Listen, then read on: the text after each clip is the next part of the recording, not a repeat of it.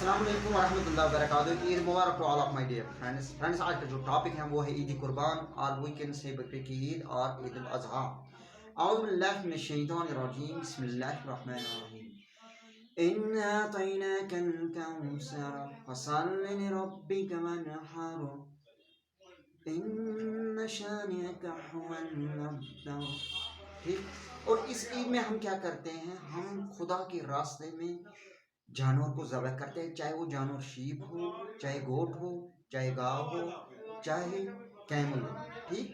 यानी इस ईद कुर्बानी का मतलब है सेक्रीफाइस। हम अल्लाह के रास्ते में जान भी दे सकते हैं, चाहे वो किसी की जान भी दे, चाहे हमारी जान हो या एनिमल की जान हो। ठीक।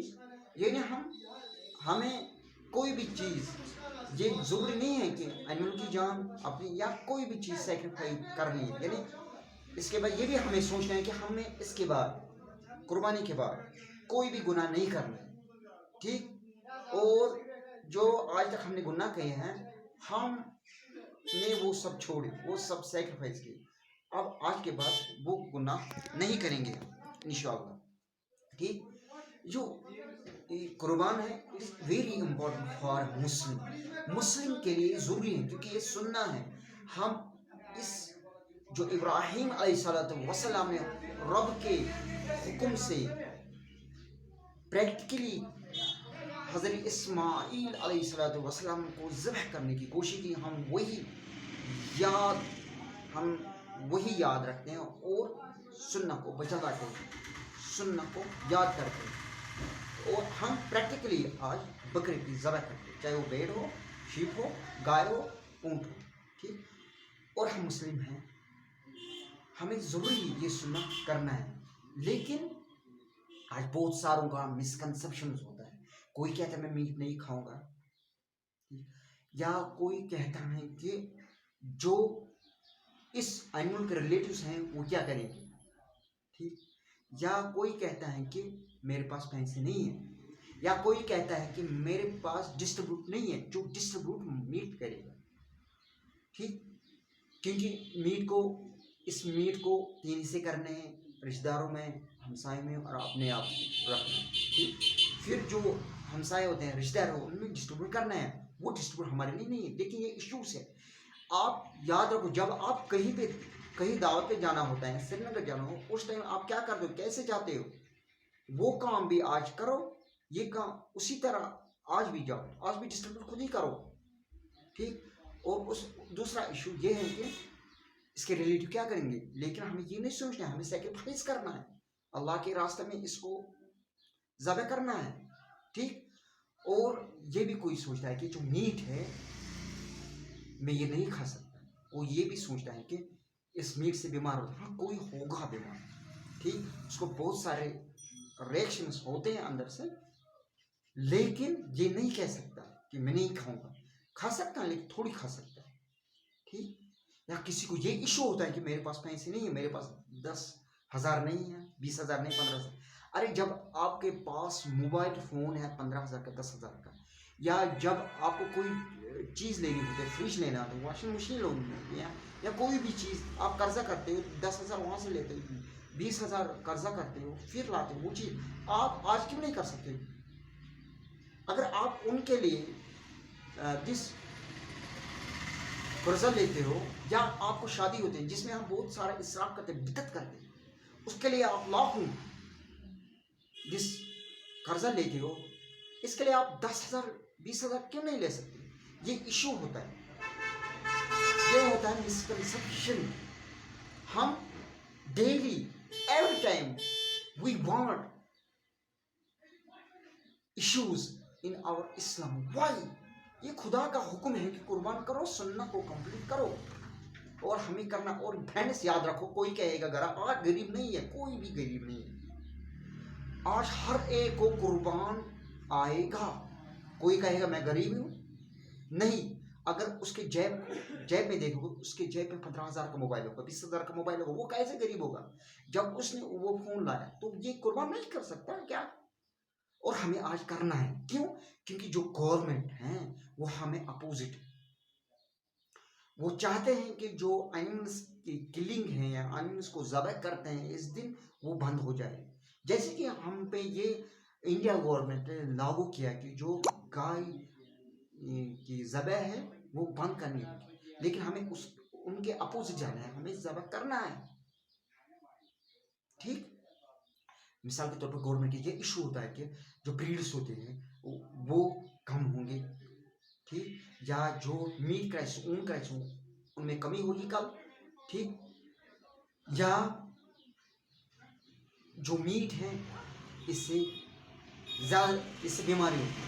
फ्रेंड्स आप याद रखो, मैंने भी शीप हस्बैंड में थोड़ा सा पढ़ा है और मैंने भी शीप फार्म हैंडल किया है 10 साल के लिए, ठीक।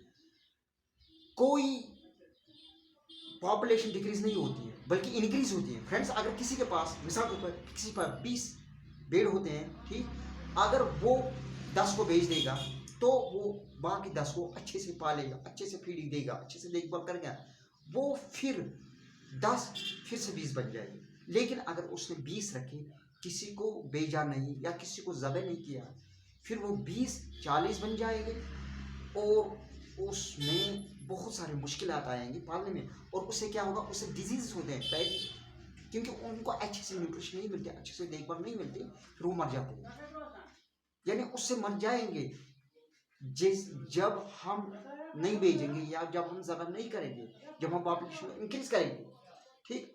और उसके बाद breeds, friends according to sheep husbandry doctors, जो रैम होगा 2 साल, जिसकी एज 3 साल होगी, 4 साल होगी, उसके जो जिस बच्चे निकलते हैं, फिर एक उससे एक फीमेल से वो छोटे निकलते हैं, फिर 2 साल के लिए ठीक निकलते हैं उनका नस्ल, लेकिन 3 साल 4 साल के लिए छोटे निकले। इसलिए हमें क्या करना है, हमें इनको ज़बह करना है, हमें इनको किल करना है, हमें इनको बेचना है, ताकि हम दूसरे रेंज को रख सकते हैं और अच्छी पॉपुलेशन को इंक्रीज कर सकते हैं। और जो छोटे बच्चे निकलते हैं फिर उनकी जो ग्रोथ होती है वो अच्छे से नहीं होती, वो जल्दी नहीं बढ़ते। This is answer of your breeding crisis. और उसके बाद मीट क्राइसिस या ऊन क्राइसिस, वो ऊन क्राइसिस भी तभी होगी जब हमारी ब्रीड इंक्रीज नहीं होगी, लेकिन हमारी ब्रीड इंक्रीज होती है। अगर किसी के पास, याद रखो, अगर किसी के पास, किसी ब्रीडर के पास आज 10 भेड़ होंगे तो इसी दिन दूसरे साल उसके पास 20 होंगे। ये खुदा का निज़ाम है, आप इस पे हुक्म नहीं लगा सकते हो कि इस पे क्राइसिस होगी। ये खुदा का निज़ाम है, कैसे इंक्रीज होगी, कहाँ से आएंगे शीप्स, कैसे निकलेंगे, कैसे बनेंगे इसके शीप्स, ठीक है। और हमें यहाँ क्या करना है, हमें सेक्रीफाइस करना है, हमें कुछ भी सामने नहीं रखना है, एक्सक्यूज नहीं लाने, इश्यूज नहीं लाने, बल्कि कुर्बान करना है, ठीक है फ्रेंड्स। उसके बाद मीट से बीमारियां होती हैं मीट से बीमारी, क्योंकि मैंने भी फूड टेक्नोलॉजी पढ़ी है, ठीक। उस टाइम होगी जब हम उस तरह पकाएंगे जो जायज़ नहीं है, जब हम उस तरह खाएंगे जो जायज़ नहीं है। यानी हमें अगर 200 ग्राम खाने हैं, हम 1 किलो खाएंगे, आधा किलो खाएंगे, उससे बीमारी होगी। अब देखो ये जो मीट है इसके कितने बेनिफिट्स हैं। It contains lot of proteins, amino acids. दुनिया में 9 एसेंशियल अमाइनो एसिड है, लेकिन जो 6 अमाइनो एसिड्स है वो मीट में पाए जाते हैं। That is lysine, threonine, phenylalanine, histidine, tryptophan और मिथोनिन। ये 6 अमाइनो एसिड्स किसमें हैं, दैट इज मीट में। यहाँ दुनिया में 20 अमाइनो एसिड्स हैं, ठीक है फ्रेंड्स। और इसके बाद proteins, essential protein, that is fibril protein, ठीक। ये जो फिब्रिल प्रोटीन है ये हमारी बॉडी में या होते हैं, ठीक। और इस फिब्रिल प्रोटीन का फंक्शन क्या होता है, ठीक। माइक्रोप्लाज्मिक फिब्रो या माइक्रोप्लाज्मिक प्रोटीन होते हैं या टिश्यू प्रोटीन होते हैं, ठीक। और ये जो फिब्रिल प्रोटीन है ना, फाइबर प्रोटीन, ये बाइंड करता है फैट वाटर को। और जो इसके बाद टिश्यू प्रोटीन होता है वो मसल ग्रोथ को इंक्रीज करता है, ठीक। और उसके बाद जो होता है सार्कोप्लाज्मिक प्रोटीन, ठीक, ये हमें हेल्प करते हैं मेटाबॉलिज्म में, क्योंकि ये बहुत सारे एंजाइम्स बनाता है, ठीक। और जो प्रोटीन है, प्रोटीन से बने होते हैं हमारे एंटीबॉडीज, एंटीजन, जब जिसकी वजह से हमारी इम्यूनिटी इंक्रीज होती है और हम बीमार कम पड़ते हैं। प्रोटीन से बने होते हैं हमारे एंजाइम्स, प्रोटीन से ही बने होते हैं हमारी स्किन, हमारी दिस हेयर, हमारे नील्स। और protein is present everywhere in our body. Protein is present in our unit of body, that is cell. जो सेल में एक्सचेंजेस होते हैं, दैट इज आउटसाइड से इनसाइड मटेरियल एक्सचेंज होते हैं, वो सिर्फ on the basis of proteins होते हैं। इसलिए जो प्रोटीन्स होते हैं दे आर वेरी एसेंशियल।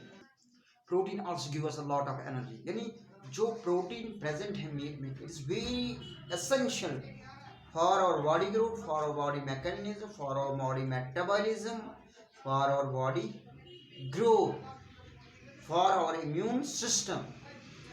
ठीक, इसलिए कोई इशू नहीं लेना है, दिमाग में कोई भी इशू नहीं रखना है। चाहे गवर्नमेंट कुछ भी बोले कुर्बानी के मतलब, हमें उसको अगेंस्ट जाना है। हमें कुर्बान, अगर कोई कुर्बान नहीं करता होगा आज तक, मेहरबानी करके, मेहरबानी करें एज मुस्लिम फ्रेंड, आज कुर्बान करो। और